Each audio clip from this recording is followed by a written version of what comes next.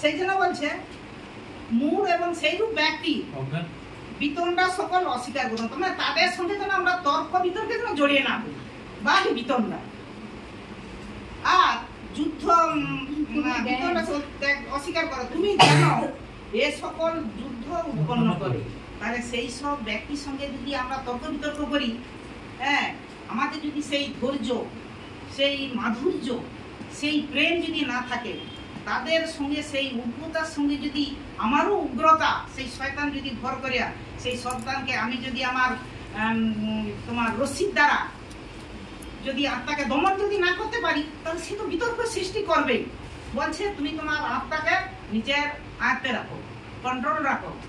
জাহাজ যেমন তার নাবিক যেমন জাহাজকে কন্ট্রোলে রাখে, তার হাইল দ্বারা নিজের ইচ্ছা অনুসারে তার গতিমুখ পরিবর্তন করে।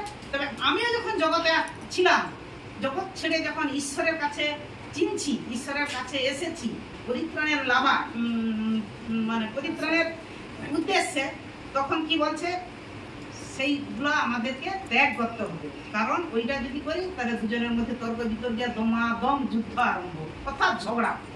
ঈশ্বর আর শয়তান এই দুজনকে নিয়ে দমে ঝগড়া সৃষ্টি হবে। আর যুদ্ধ করা প্রভু দাসের উপযুক্ত নয়। তাহলে এইসব বাদ বিতণ্ডা ঝগড়া, শাশুড়ি কিছু দুটা কথা বলো, বইয়ের দমাদম দুটা দিয়ে দেবে। তাহলে কি হলো? তাহলে আমার তো শাশুড়ি, ঈশ্বর কি বলছে প্রেম করতে, তাহলে শাশুড়ির সঙ্গে যদি বউ ঝগড়া করে কিংবা বউয়ের সঙ্গে শাশুড়ি ঝগড়া করে, মানে যে বিশ্বাসী জন যদি অবিশ্বাসী জনের সঙ্গে ঝগড়া করে, তাহলে সে কি করছে না, এসব তো আমার দাসের তো কর্ম নয়।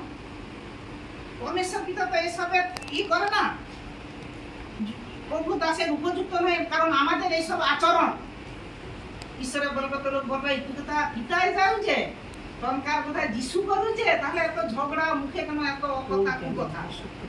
সেটা দাসের কর্ম নয়।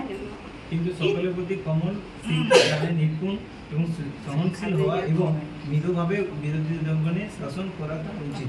হ্যাঁ, তাহলে কি বলছে?